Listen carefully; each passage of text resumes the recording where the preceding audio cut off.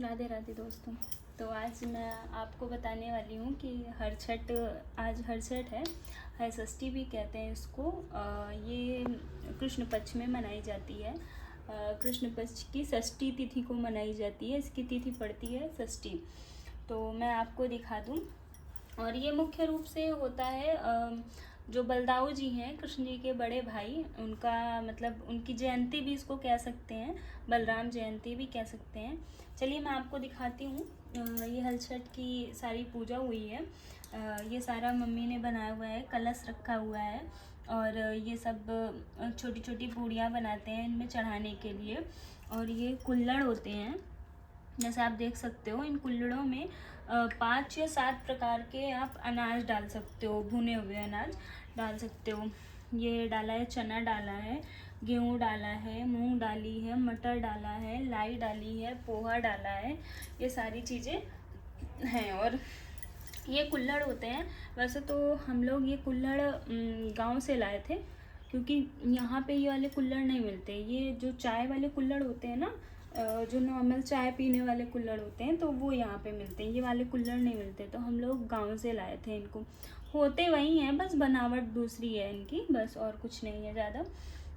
बाकी आप देख सकते हो, ये कैलेंडर है, इसमें सारा कुछ बना हुआ है। हलछठ माता बनी हुई है, सूर्य भगवान बने हुए हैं और 2 लेडीज़ बनी हुई हैं। सारा कुछ इसमें बना हुआ है। और ये हमारी पूजा हो चुकी है अब। तो मैं आपको, और ये एक होता है, इसको कहते हैं छिउली जारी कहते हैं इसको। और इसमें जो है फ्रूट रखे हुए हैं, ये देखो आप, फल चढ़ाए हुए हैं। और ऐसी मान्यता है कि मतलब जैसे आप इसको एक हाथ से गांठ लगाते हो तो क्या होता है, जैसे मैंने ये देखो लगाई हुई है, इसको एक हाथ से गांठ लगाते हो तो क्या होता है कि जैसे किसी लेडीज़ को बच्चे के लिए कहते हैं कि मतलब उनको बच्चा होगा, ऐसा करके कुछ कहते हैं। इसका ये महत्व है। और मैं आपको बता दूं कि ये जो हलछठ है, ये भगवान परशुराम को समर्पित है, सॉरी, भगवान बलराम को समर्पित है। और क्या है कि बलराम जी का जो मुख्य मेन अस्त्र होता है वो है हल। तो इसलिए यहाँ पे इसका ये महत्व है कि हल से जुती बुई हुई चीज़ आज के दिन नहीं खा सकते हैं। मतलब जो लोग व्रत रहते हैं, जैसे कि माताएं रहती हैं अपने बच्चों की दीर्घायु के लिए व्रत रहती हैं, लंबी उम्र के लिए व्रत रहती हैं। क्योंकि इसमें क्या होता है कि जो आप ज़मीन से अनाज निकलता है, तो वो जुता बुआ हुआ, हल से जुता बुआ हुआ चीज़ आज नहीं खा सकते हैं हम। और गाय की, और गाय का घी और दूध, वो नहीं खा सकते हैं। ये ज़्यादा मतलब 2 चीज़ें ज़्यादा महत्व रखती हैं।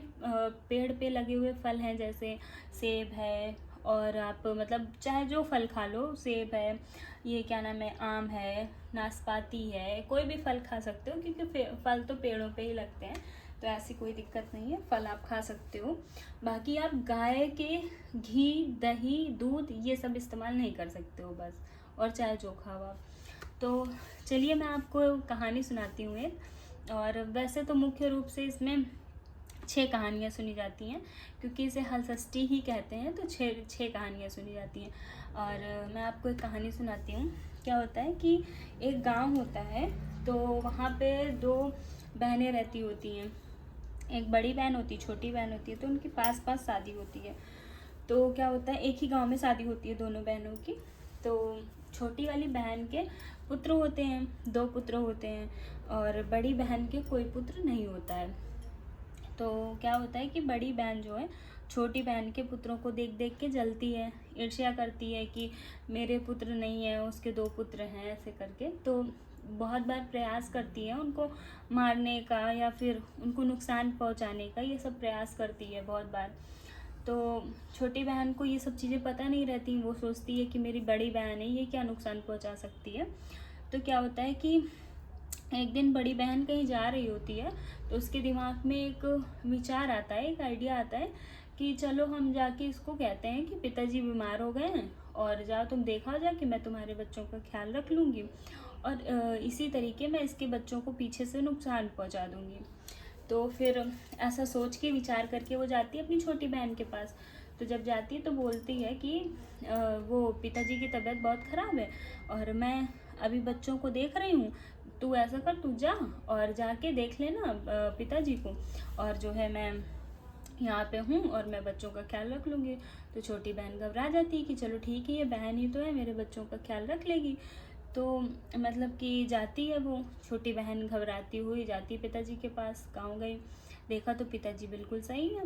देखे तो पिताजी को सारी चीज़ें बताई कि बड़ी बहन ने, दीदी ने ऐसा ऐसा बताया। तो पिताजी बोलते हैं कि अच्छा, ये तो फिर गलत है, मतलब मैं तो बिल्कुल सही हूँ। तो फिर वो देखती तो उसकी माँ उसके पिताजी तुरंत बोलते हैं कि जाओ तुम अपने ससुराल जाओ, देखो जाके बच्चे अच्छे ठीक है। तो उसकी माँ रोक लेती है, बोलती है नहीं अभी रुको, आज हर छठ का व्रत है, ऐसा करो हर छठ के व्रत रह लो और पूजा वूजा कर लो, फिर कल चली जाना। तो वो मान जाती है। तो क्या करती है कि फिर व्रत रहती है, बढ़िया अच्छे से पूजा करती है, सब कुछ करती है। और इधर उसकी बड़ी बहन जो होती है वो बच्चों को मार कर के फेंक आती है, एक जंगल में, एक खेत में फेंक आती है। तो जो है छोटी बहन जब उधर से दूसरे दिन आ रही होती है तो वो रास्ते में ही जंगल पड़ता है। तो रास्ते में जब जंगल पड़ता है तो वहाँ पे उसके दोनों बच्चे खेल रहे होते हैं। तो वो जाती है, बच्चों से पूछती है कि तुम लोग यहाँ क्या कर रहे हो। तो बच्चे बताते हैं कि मासी ने हमें मार के यहाँ पे फेंक दिया था और एक बूढ़ी दादी आई थी, उन्होंने हमें जिंदा कर दिया है। तो वो तुरंत समझ जाती है, उसको समझने में जरा भी देर नहीं लगती कि ये हलछट माता है, वहीं आई थी। और जब वो जान जाती है तो फिर वो उनका धन्यवाद करती है, जाके घर में बच्चों से भी पूजा करवाती है, सब कुछ अच्छे से करती है। और उसके बाद उसको सारी चीज़ें पता चल जाती है कि मेरी बहन के विचार कैसे हैं। वो उससे अपना दूरी बना लेती है, समझदार होती है वो, अपना दूरी बना के रहने लगती है अच्छे से। तो इसी प्रकार सारी चीज़ें हैं। तो क्या होता है कि अब जो है ये सब चीज़ें नहीं हैं, ऐसा नहीं है कि ये सब चीज़ें हो नहीं सकती, हो सकती हैं। कहते हैं ना, अंधविश्वास और भक्ति में बड़ा जरा सा अंतर होता है। अंधविश्वास आपको मतलब अच्छाई से और भलाई से बहुत दूर कर देता है, आप गलत चीज़ों में जाने लगते हो। और विश्वास, भक्ति एक ऐसी चीज़ होती है जो आपके मन को भी शुद्ध करेगी और आपको मतलब अच्छे अच्छे विचार भी देगी। तो इसलिए अंधविश्वास नहीं करना चाहिए, आप भक्ति करो, आस्था रखो, सबका अच्छा करो, बस यही है।